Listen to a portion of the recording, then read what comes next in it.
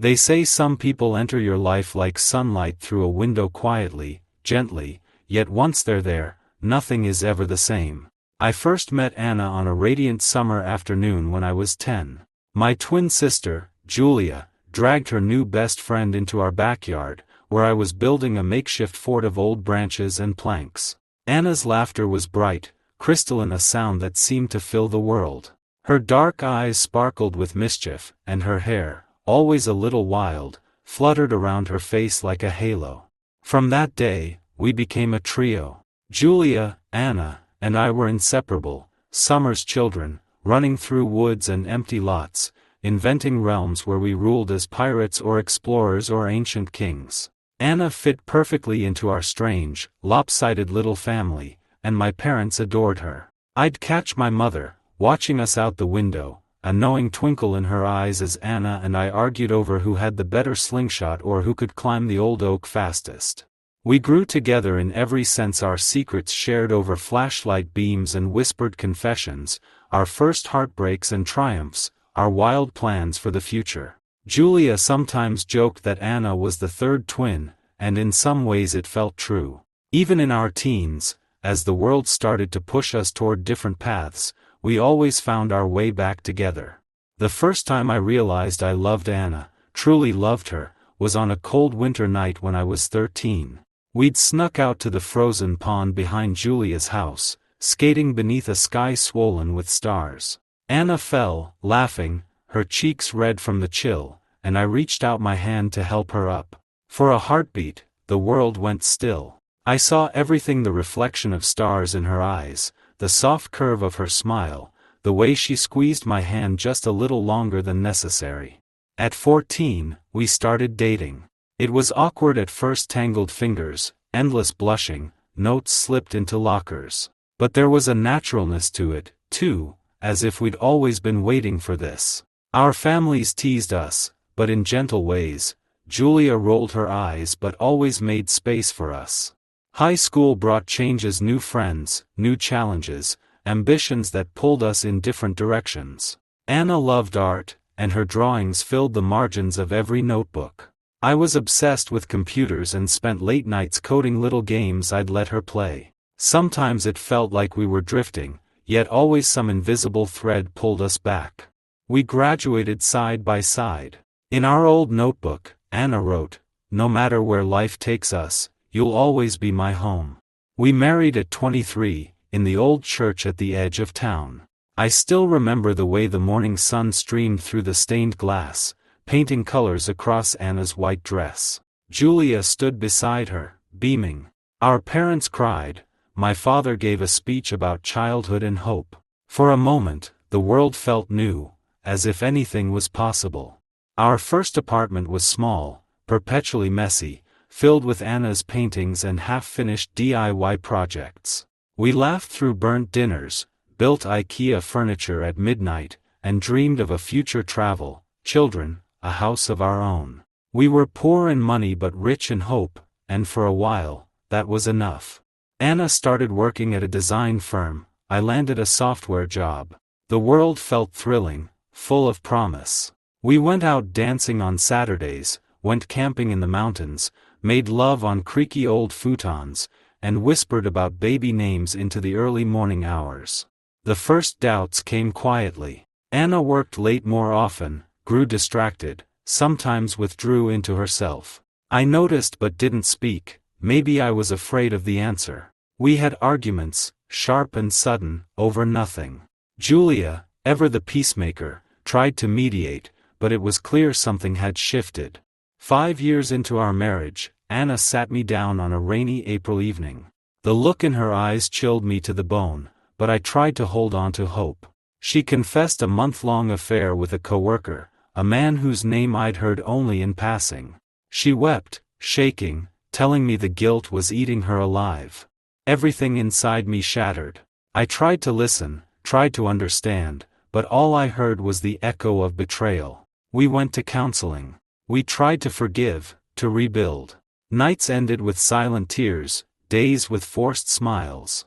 Anna promised she'd wait, that she still loved me. But trust, once broken, proved hard to mend. The love I'd felt for her so absolute died quietly, leaving only a hollow ache. We had no children. Part of me was grateful for that, as if fate had spared us even greater heartbreak. The divorce was quite a painful, drawn-out process. We divided up our lives, our books, our memories. Anna kept the house. I took my boxes of code and nostalgia and moved into a one-bedroom apartment. Julia stayed close to Anna, though she visited me often, trying to bridge the gap.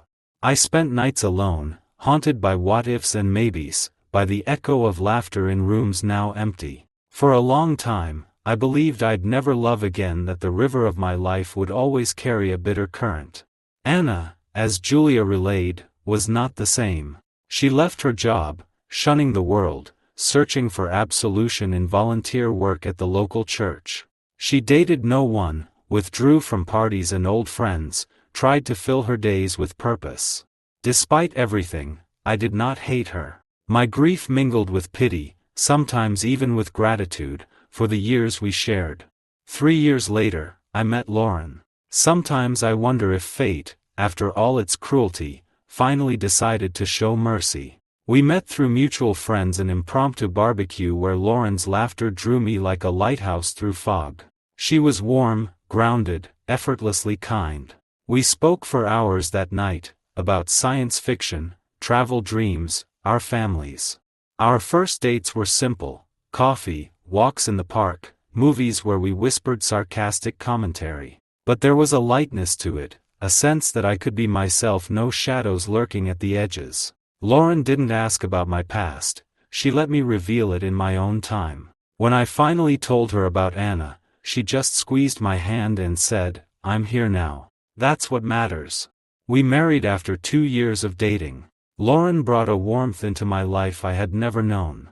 Our home was soon blessed with a daughter, Emma, who inherited Lauren's big curious eyes, and, a few years later, a son, Max, who loved cars and dinosaurs.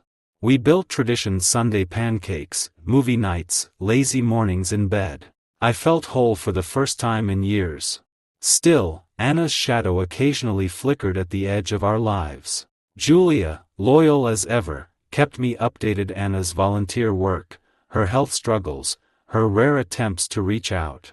Sometimes, Anna would send me a brief, polite message on holidays, wishing me well. I rarely replied, not out of malice, but because I had nothing left to say.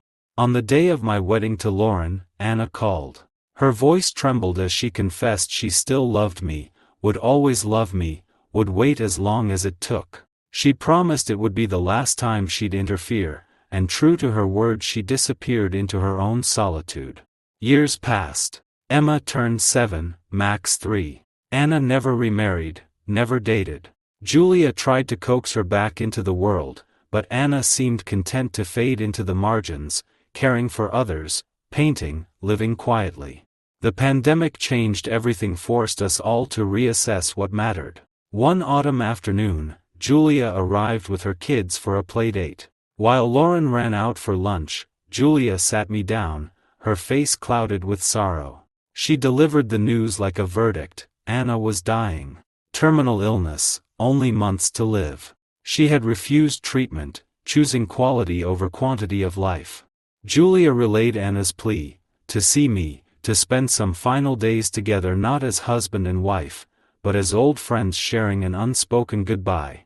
Anna wanted nothing romantic, nothing inappropriate, she simply craved the comfort of familiar presence. I recoiled. That would be emotional betrayal. "I can't do that to Lauren," I said, voice barely above a whisper.